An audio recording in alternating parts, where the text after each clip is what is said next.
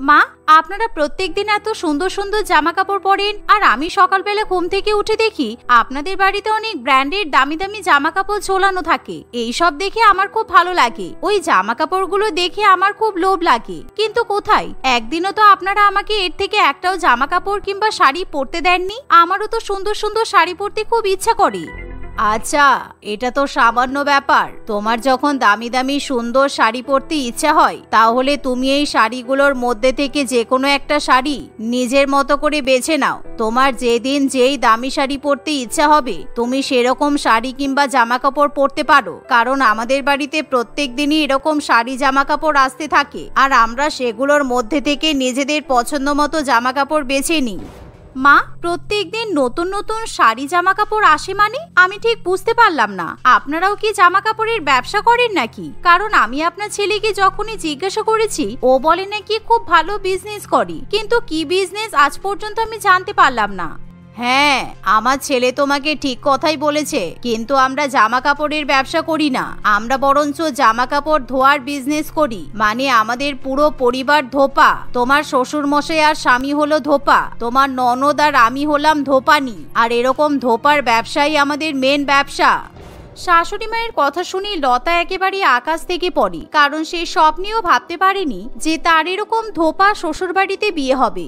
এমন সময় লতা কিছু বলতে যাবে, তার আগে সে বাইরের বাগান থেকে জোরে জোরে কাপড় আছাড় মারার আওয়াজ শুনতে পায়। তাই সে তখনই বাগানে গিয়ে দেখে তার শ্বশুর মশাই, ননদ এবং স্বামী দামি দামি সুন্দর সুন্দর জামা কাপড় পরে লোকের জামা কাপড় আছাড় মেরে পরিষ্কার করছে, যা দেখে লতার চোখ কপালে উঠে যায়।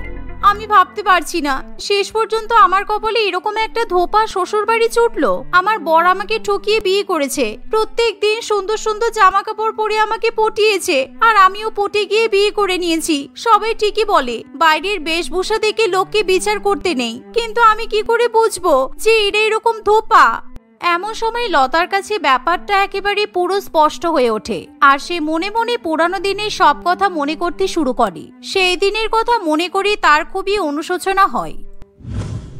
যেদিন বিকাশের সঙ্গে তার প্রথম দেখা হয়, সেদিন বিকাশ একেবারে স্টাইল মেরে দামি ব্র্যান্ডেড শার্ট এবং জিন্স পরে একটা শপিং মলে ঘুরতে আসে। যে শপিং মলে প্রত্যেকটা মেয়ে বিকাশকে পাত্তা দেওয়ার জন্য ব্যস্ত হয়ে ওঠে, কিন্তু বিকাশ পাত্তা দেয় লতাকে। এই লালি, দেখ ছেলেটা কি হ্যান্ডসাম দেখতে, আর ও একেবারে শাহরুখ খানের মতো ব্র্যান্ডেড জামা কাপড় পরেছে। সত্যি কি সুন্দর আর কি হট লাগছে। আমার যদি এত সুন্দর একটা বর হয়, তাহলে আমার কপাল খুলে যাবে। ব্র্যান্ডেড জামা কাপড় পরলে কি ভালো হয়ে গেল নাকি? আর তুই এরকম হা করে লোভার মতো তাকিয়ে থাকিস না, কারণ ছেলেটা তোর দিকেই তাকাচ্ছে। লালি এই কথা বলতে না বলতেই বিকাশ লতার সঙ্গে কথা বলার জন্য এগিয়ে আসে। এভাবেই তাদের প্রথম আলাপচারিতা শুরু হয়। এভাবেই দুজনে গল্প করতে করতে একে অপরের খুব ভালো বন্ধু হয়ে ওঠে। এমনকি তারা দুজনে একে অপরকে পছন্দ করে বসে। আর প্রত্যেক দিনই বিকাশ নিত্য নতুন সুন্দর ঝা চকচকে জামা কাপড় পরে লতার সঙ্গে দেখা করতে আসে। আর যা দেখে লতা বেশি করে বিকাশের সঙ্গে লতাই পাতায় একেবারে জড়িয়ে পড়ে। বিকাশ, তুমি প্রত্যেকদিন কি সুন্দর সুন্দর shirt pant jeans T shirt পরে আসো। সত্যি তোমার জামা কাপড়ের কালেকশন খুব ভালো আর একেবারে ইউনিক। আবার মাঝে মাঝে তুমি বিদেশি ব্র্যান্ডের জামা কাপড়ও পরে আসো। আমার দেখলে খুব ভালো লাগে জানো। I love your dressing sense. আসলে এইসব ড্রেস আমার কাছে কোনো ব্যাপারই না। আমাদের বাড়িতে সারাদিন এরকম দামি দামি ব্র্যান্ডেড বিদেশি জামা কাপড় সরাসরি হয়ে থাকে, আর ওইসব জামা কাপড়ের মধ্যে থেকেই প্রত্যেকদিন আমি আমার মা বোন এক একটা সুন্দর সুন্দর জামা কাপড় তুলে পরে বেরিয়ে পড়ি। আর যে জামাটা একদিন পরি সেটার পরের দিন পরি না, কারণ পরের দিন আবার নতুন জামা কাপড় চলে আসে। ওয়াও, তার মানে তো তোমরা খুব বড় লোক, কারণ আমি একটা জামা কাপড় 1 মাস ধরে পরি। অত জামা কাপড় কেনার টাকা আমাদের কাছে নেই। তোমাকে কে বলেছে যে আমরা টাকা দিয়ে জামা কাপড় কিনি? আমাদের ওসব জামা কিনতে কোনো রকম টাকা লাগে না, ওসব আমরা ফ্রিতে পাই, বুঝেছো? বিকাশের কথা শুনে লতার মাথা একেবারে ঘুরে যায়, কারণ এত দামি জামা কাপড় ফ্রিতে পেয়ে যাওয়া মানে সত্যি বিকাশের কাপড়ের ব্যবসা অনেক উন্নত হবে। তাই লতা তাকে আর দ্বিতীয়বার কোনো রকম প্রশ্ন জিজ্ঞাসা করে না। এভাবেই দেখতে দেখতে কিছুদিন কাটে, আর একদিন বিকাশ লতাকে বিয়ের প্রস্তাব দেয়। লতা সঙ্গে সঙ্গে রাজিও হয়ে যায়। দেখতে দেখতে কিছুদিনের মধ্যেই বিকাশ তার পরিবারের লোকেদের সঙ্গে লতাকে দেখা করাতে নিয়ে আসে। সেদিন লতা দেখে যে তার ননদ মনীষ মালহোত্রার শাড়ি এবং তার হবু শাশুড়িমার সব্যসাচী কালেকশনের কুর্তি পরে আছে, যা দেখে লতার মন একেবারে আনন্দে নেচে ওঠে। সত্যি বিকাশ, তোর পছন্দ আছে বটে। আমার হবু বৌমাকে দেখতে খুব সুন্দর, তাই আমি ভেবেছি যে বিয়ের বেনারসি শাড়িটা আমি বৌমাকে গিফট করব, আর এমন শাড়ি গিফট করব যে বৌমা একেবারে অবাক হয়ে যাবে। সত্যি তাই নাকি? আমারও বেনারসি শাড়ি পরতে খুব ভালো লাগে, আর আমি জানি আপনারা যখন বলছেন আমাকে শাড়ি গিফট করবেন, তার মানে সেই শাড়িটা সত্যি খুবই সুন্দর, ইউনিক, ব্র্যান্ডেড হবে। কিন্তু বৌদি, তুমি সেই শাড়ি দ্বিতীয় দিন কিন্তু পরতে পারবে না, কারণ আমরা বিয়ের শাড়ি কিংবা জামা কাপড় কোনো কিছু রিপিট করি না। যা শাড়ি কিংবা জামা কাপড় পরি সেটা কেবল একদিনই পরি। লতা তার হবু শ্বশুরবাড়ির মুখে এরকম কথা শুনে মনে করে তার হবু শ্বশুরবাড়ি সত্যি অনেক বড় লোক। কিছুদিনের মধ্যে বিকাশ এবং লতার বিয়ে হয়। বিয়ের পরের দিন সকালবেলা, মা, আজকে মিসেস টুনটুনি ওনার বিয়ের দামি শাড়িটা ড্রাই ওয়াশ করতে দিয়ে গেছে, আর শাড়িটা দুর্দান্ত দেখতে। চলো শাড়িটা কেচে নিয়ে পরিষ্কার করে বৌদিকে পরিয়ে দেব, কারণ মিসেস টুনটুনি বলেছে শাড়িটা 3 দিন পরে নেবে। কমলিকার কথা শুনে তার মা রাজি হয়ে যায়, তাই তখনই দুজনে মিলে শাড়িটা সুন্দর করে কেচে পরিষ্কার করে। এভাবে সেই শাড়ি কেচে একেবারে নতুন হয়ে গেলে সেটা প্যাক করে তারা লতাকে বিয়ের সময় পরার জন্য দিয়ে দেয়। কিন্তু লতা সেই ব্যাপারে কিছু বুঝতেই পারে না। অন্যদিকে তাদের ধোপা বাড়িতে আজকে যে সমস্ত সুন্দর সুন্দর নতুন জামা কাপড় কাচতে দেওয়া হয় সেগুলো কেচে ধুয়ে পরিষ্কার করে বিকাশ এবং তার পরিবার পরে নেয়। এভাবেই লতার সঙ্গে বিকাশের বিয়ে হয়। আমি ভাবতে পারছি না, বিয়ের দিন আমাকে মিসেস টুনটুনি শাড়ি পরিয়ে আমার সঙ্গে এরকম ফ্রড করা হয়েছে। আমি জাস্ট ভাবতে পারছি না। এবার আমাকেও মনে হয় এদের সঙ্গে ধোপার কাজ করতে হবে। তুমি এত ওভার রিঅ্যাক্ট কেন করছো বলো তো? বিয়ের আগে তুমি নিজেই তো বলেছিলে যে তুমি নাকি একটা জামা 1 মাস ধরে পরো, সুতরাং তুমি এখন নতুন নতুন ভালো জামা কাপড় প্রত্যেকদিন পরতে পারবে। এটা কত ভালো বলো তো? একদম চুপ করে থাকো। ধোপার মুখে এত বড় বড় ধোপার চুলোর মতো মুখ মানায় না। এলাকা সব বড় লোকেরা ভরসা করে নিজেদের জামা কাপড় তোমাদেরকে ধুয়ে পরিষ্কার করতে দিচ্ছে, আর তোমরা সেই জামা কাপড়গুলো পরে ঘুরে ফিরে আসছো, তারপর আবার সেগুলো ধুয়ে তাদেরকে পার্সেল করে দিচ্ছ। এরকম লোক ঠকানো একদমই উচিত নয়। এভাবেই লতার সঙ্গে তার ধোপা শ্বশুরবাড়ির ঝগড়া ঝামেলা শুরু হয়। ঠিক এমন সময় সেই পাড়ার অত্যন্ত এক বড়লোক মহিলা তার একটা ওয়ান পিস এবং শাড়ি তাদের কাছে ধুয়ে পরিষ্কার করতে দিয়ে যায়। কমলিকা এবং তার মা সেগুলো পরিষ্কার করতে শুরু করে। মা, আজকে আমার বান্ধবীর জন্মদিন, তাই আজকে আমি এই শাড়িটা পরে যাব, কারণ শাড়িটা দেখতে সত্যি খুব সুন্দর।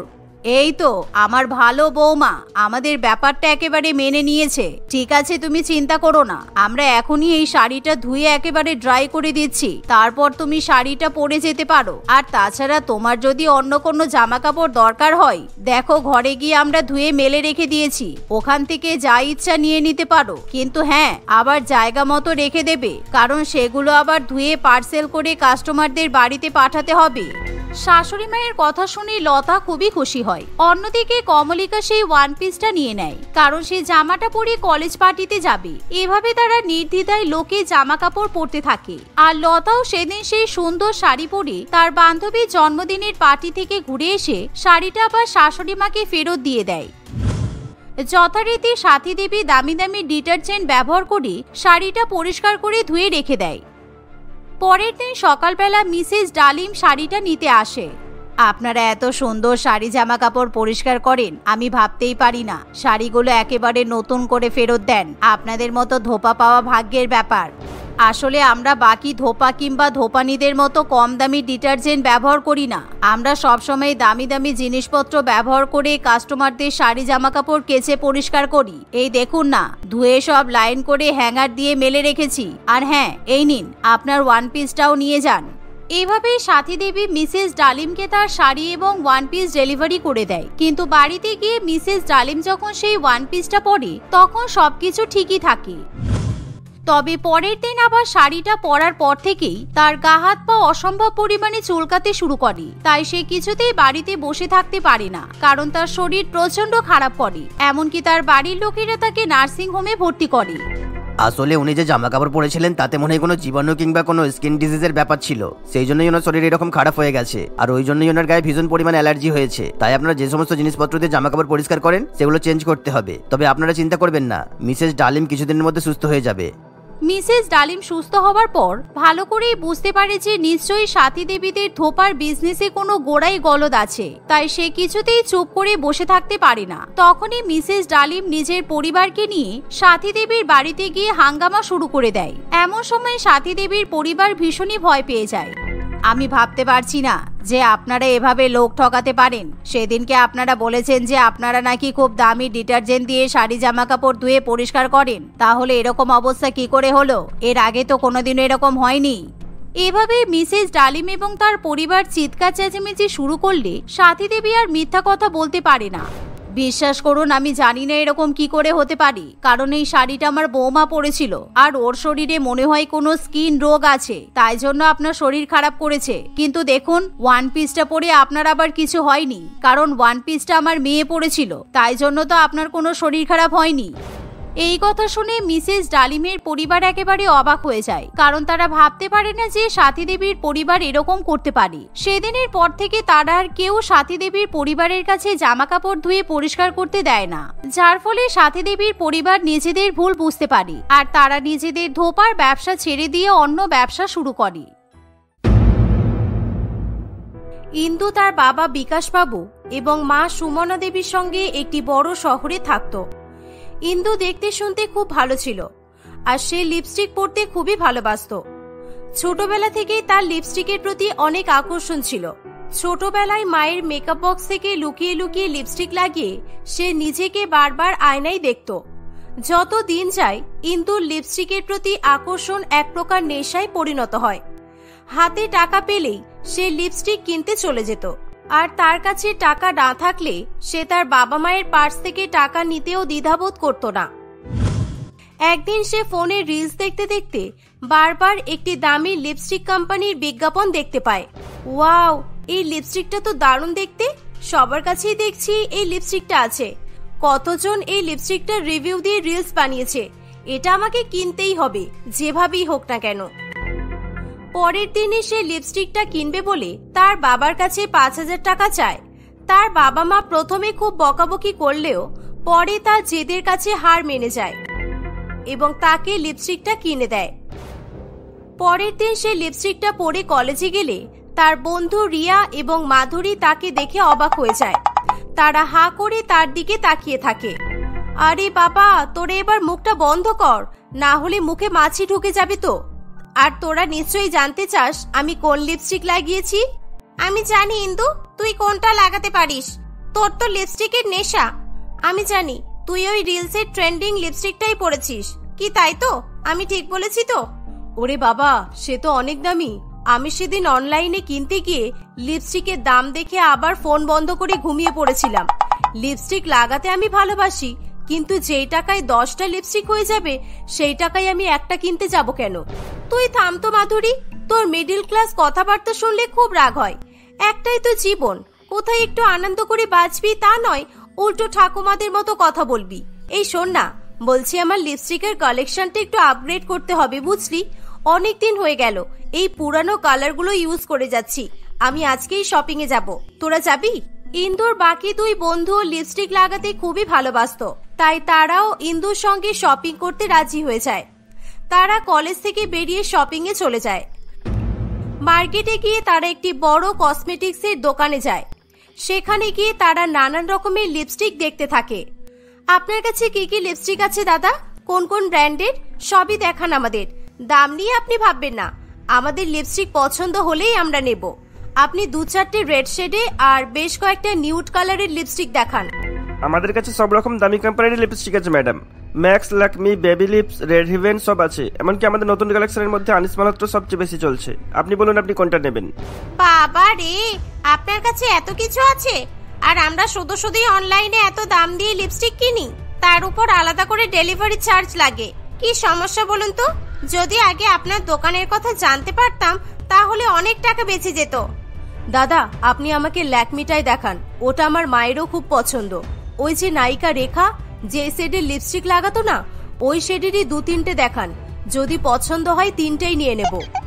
দাদা, আমাকে একটা আনিস মালহোত্রার লিপস্টিক দেখান তো, চেরি রেড কালারের। আমার অনেক দিনই ইচ্ছা ওটা কেনার, কোথাও খুঁজে পাচ্ছিলাম না। আপনার কাছে থাকলে প্লিজ দেখান। আপনাদের চয়েস সত্যিই খুব সুন্দর। এত সুন্দর লিপস্টিক পছন্দ করেছেন, আপনাদের এই কালারগুলো দারুণ মানাবে। এই বলে তারা একে একে নিজেদের পছন্দ মতো লিপস্টিক কিনে বাড়িতে যায়। পরের দিন তারা সকলে সেজেগুজে সুন্দর করে লিপস্টিক লাগিয়ে একসঙ্গে কলেজে যায়। তাদের তিনজনকেই এত সুন্দর লাগছিল যে তাদের উপর থেকে কেউ চোখ সরাতেই পারছিল না। তাদেরকে বেশ অনেকে এসেই তাদের লিপস্টিকের কথা জিজ্ঞাসা করছিল, কিন্তু তারা লিপস্টিকের ব্যাপারে কাউকেই কিছু বলছিল না। একদিন তারা কলেজের ক্যান্টিনে বসেছিল। এমন সময়, এই এই তোরা রোজ রোজ এত সুন্দর সুন্দর লিপস্টিক কোথা থেকে কিনছিস বলতো? আমারও অনেকদিন ধরে ব্র্যান্ডেড লিপস্টিক কেনার ইচ্ছা, কিন্তু অনলাইনে কিনতে সাহস হয় না। তোরা বলবি তোরা কোথা থেকে কিনেছিস? সরি রে, ওটা সিক্রেট। আমরা আমাদের বিউটি সিক্রেট কারোর সঙ্গে শেয়ার করি না। কিছু মনে করিস না রে, তোকেও বলতে পারলাম না। খুব খারাপ লাগছে, কিন্তু কিছু করার নেই। এই বলে ইন্দু এবং তার বাকি দুই বন্ধু হাসাহাসি করতে থাকে। অস্মিতা খুবই অপমানিত বোধ করে এবং সেখান থেকে চলে যায়। এভাবেই বেশ কিছুদিন কাটে। তাদের তিন বন্ধুর লিপস্টিকের নেশা বাড়তেই থাকে। তারা নতুন নতুন বাহানায় লিপস্টিক কিনতে থাকে। এই নিয়ে তাদের পরিবারও অনেক সমস্যায় পড়ে, কিন্তু তাতে তাদের কিছুই এসে যায় না। তারা শুধু লিপস্টিক কিনতে পারলেই খুশি, এছাড়া আর কিছুই তাদের ভালো লাগতো না। রিয়া এবং মাধুরীর বাড়ি থেকে তাদের লিপস্টিক কেনার বাজে অভ্যাসের জন্য তাদের হাত খরচ দেওয়াই বন্ধ করে দেয়। এই ইন্দু দেখেছিস, আনিস মালহোত্রার নতুন লিপস্টিক কালেকশন এসেছে। আমার যে কি লোভ হচ্ছে কি বলবো, কিন্তু বাবা তো জানিয়ে দিয়েছে আমাকে আর হাত খরচ দেবে না। আমি বোধহয় আর কোনোদিনও নতুন লিপস্টিক কিনতে পারবো না। তোরগুলো আমাকে পড়তে দিস কেমন? আমারও মা বলে দিয়েছে এবার আমি লিপস্টিক কিনে পয়সা খরচ করলে আমার পড়াশোনা ছাড়িয়ে বিয়ে দিয়ে দেবে। আমারও আর নতুন কালেকশনটা কেনা হবে না। এভাবেই রিয়া এবং মাধুরী লিপস্টিক কিনতে পারবে না বলে তারা মন খারাপ করে থাকে। ভালোই তো, কাকিমাকে বল তোদের বিয়ে দিয়ে দিতে। বিয়ের পর বরের টাকায় লিপস্টিক কিনবি, তোরই তো জীবন। আমাকে যদি এরকম অফার আমার মা দিত না, আমি রাজি হয়ে যেতাম। মজা করিস না ইন্দু, আমি সিরিয়াস বলছি। ঠিক আছে, তোরা চিন্তা করিস না, আমি কিছু একটা ব্যবস্থা করছি। আমি নতুন লিপস্টিক কিনবো আর আমার দুই বন্ধু কিনবে না, তাই কখনো হতে পারে? আমি দেখছি কি করা যায়। এই বলে তারা সেখান থেকে চলে যায়। এভাবে আরো বেশ কিছুদিন কাটে। একদিন ইন্দু তার মাকে বলে, মা আমাকে কিছু টাকা দাও তো, তাড়াতাড়ি দাও, এখনই রিয়া আর মাধুরী এসে যাবে, কলেজে যেতে দেরি হয়ে যাবে, প্লিজ মা তাড়াতাড়ি করো। কিসের টাকা এখন আবার? তুই আবার লিপস্টিক কিনতে যাবি তাই তো? আর তোর বন্ধুগুলো একই ধরনের, সবকটা একই গোয়ালের গরু, একটাও টাকা পাবি না তুই। ঠোঁটে লিপস্টিক ঘষে নষ্ট করার জন্য আমি কোনো টাকা দিতে পারবো না। আরে না গো মা, তুমি ভুল ভাবছো। আমাদের কলেজের ফিস দিতে হবে, তাই জন্যই তো টাকা চাইলাম। লিপস্টিক কিনবো না, এখন তো আমার কাছে অনেক লিপস্টিক আছে। তুই সত্যি বলছিস তোদের কলেজের ফিসের জন্য টাকা লাগবে? আমি যদি পরে জানতে পারি তুই ওই টাকা দিয়ে লিপস্টিক কিনেছিস, তাহলে তোরই একদিন কি আমারই একদিন, এই বলে দিলাম। মিথ্যা কথা কেন বলবো মা? রিয়া আর মাধুরী আসলে তুমি ওদেরকে জিজ্ঞাসা করে নিও। আমি কি আমার মাকে মিথ্যা কথা বলতে পারি বলো? তুমি তো আমার সোনা মা। থাক থাক, অনেক হয়েছে, আরো তো মাখন লাগাতে হবে না। কত টাকা লাগবে বল? কিছুক্ষণ পরে সেখানে রিয়া এবং মাধুরী এলে সুমনা দেবী তাদেরকে জিজ্ঞাসা করে, এই রিয়া মাধুরী, তোদের আজ কোথাও যাওয়ার আছে? সত্যি করে বলতো, আমাকে বোকা বানিয়ে তোদের কোনো লাভ হবে না, আগেই বলে দিলাম। আরে আন্টি না না, আমরা এখন সোজা কলেজেই যাব। আর কোথায় যাব বলুন তো, সামনেই পরীক্ষা, এখন আর ঘুরে বেড়ানোর মতো সময় নেই। দেখছো না কতদিন তোমাদের বাড়িতেই আসেনি আমরা। আজ আবার কলেজের ফিস দিতে হবে, না হলে তো অ্যাডমিট কার্ড পাবো না। খুব টেনশনে আছি গো কাকিমা। রিয়া এবং মাধুরীর সাজানো গোছানো মিথ্যা কথা শুনে সুমনা দেবী তাদের কথা বিশ্বাস করে ফেলে, তাই সে ইন্দুকে বেশ কিছু টাকা দিয়ে দেয়। ইন্দু, রিয়া এবং মাধুরী তিন বন্ধু সেখান থেকে চলে যায়। সেখান থেকে বেরিয়ে তারা তাদের পছন্দের সেই লিপস্টিকের দোকানে যায়। সেখান থেকে তারা নিজের নিজের পছন্দের লিপস্টিক কেনে, আর সবার লিপস্টিক কেনার টাকাই ইন্দু পে করে। এভাবেই দিনের পর দিন ইন্দু মিথ্যা কথা বলতেই থাকে আর বাড়ি থেকে নানান রকম উপায়ে লিপস্টিক কেনার জন্য টাকা নিতে থাকে। রিয়া এবং মাধুরী খুশি হলেও তারা ইন্দুর এই প্রত্যেকদিন মিথ্যা কথা বলে টাকা নেওয়ার ব্যাপার নিয়ে মাঝে মধ্যেই খুবই চিন্তায় পড়ত। আমরা ইন্দুর সাথে এটা ঠিক করছি না রে মাধুরী, ও আমাদের জন্য প্রত্যেকদিন কোনো না কোনো ভাবে মিথ্যা কথা বলছে, নিজের বাবা মাকে ঠকাচ্ছে। আমার আর ভালো লাগছে না এসব, আমি আজকেই ওকে বলবো। ঠিক বলেছিস রিয়া, আমারও খুব খারাপ লাগছে। আমরাও মাঝে মধ্যে কাকিমাকে মিথ্যা কথা বলি, আমারও এসব আর ভালো লাগছে না। অন্যদিকে ইন্দুর মিথ্যা কথা বলা আর দেশ বিদেশের লিপস্টিক কেনা দিনের পর দিন বেড়েই চলেছিল। এমনই একদিন, ইন্দু মা, আজ কলেজ যাওয়ার সময় আমার ব্যাংক হয়ে একটু যাস তো, তোকে কিছু টাকা দিচ্ছি, আমার অ্যাকাউন্টে ফেলে দিবি। আজ টাকা জমা না করলে আমাদের অনেকের মাইনা আটকে যাবে, ভুলে যাস না যেন। ওরে বাবা, মেঘনা চাইতেই জল। আজকে তো অনেক লিপস্টিক কিনতে পারবো, এত টাকা তো কোনোদিনও একসাথে দেখিনি। আজকে আমি পুরো দোকান কিনে নেব। না বাবা, তুমি চিন্তা করো না। এই বলে ইন্দু টাকাগুলো নিয়ে কলেজে চলে যায়। সেখানে গিয়ে সে তার বন্ধুদের খোঁজে এবং তাদেরকে সে ক্যান্টিনে খুঁজে পায়। আমি আজকে একটা আমেরিকান ব্র্যান্ডের লিপস্টিক কিনতে যাচ্ছি, তোরা যাবি আমার সঙ্গে? তোরাও যেতে পারিস, খুব মজা হবে। তিনজনেই তিনজনের পছন্দের লিপস্টিক কিনতে পারবো। আমার ভেবেই যা মজা হচ্ছে কি বলবো। তুই এত টাকা কোথা থেকে পাবি? তুই যে লিপস্টিকের কথা বলছিস ওটার তো অনেক দাম, আমাদের কাছে অত টাকা নেই। তুই কোথা থেকে এত টাকা পাবি? আমার কোনো দরকার নেই আর নতুন লিপস্টিকের। আর তোরই বা আর কত লিপস্টিক লাগবে রে? এত লোভ ভালো না, জানি আমরাও লোভ করেছি, কিন্তু এখন আর আমাদের কোনো লিপস্টিকের দরকার নেই। আমরা আর তোকে অত টাকা খরচ করতে দেব না। দিবি না মানে? আমি কষ্ট করে টাকাটা নিয়ে এসেছি আর আমাকে লিপস্টিক কিনতে দিবি না তোরা? তোরা কিনবি না কিনিস না, আমি তো কিনবই। এই বলে ইন্দু সেখান থেকে বেরিয়ে যায়। লুকিয়ে লুকিয়ে তার দুই বন্ধু তার পেছন করতে শুরু করে। যেহেতু ইন্দুর কাছে অনেক টাকা ছিল, তাই তারা ইন্দুকে একা ছাড়তে পারেনি। তারা দেখে ইন্দু তাদের চেনা দোকানে না গিয়ে একটি নতুন দোকানে ঢুকে যায়।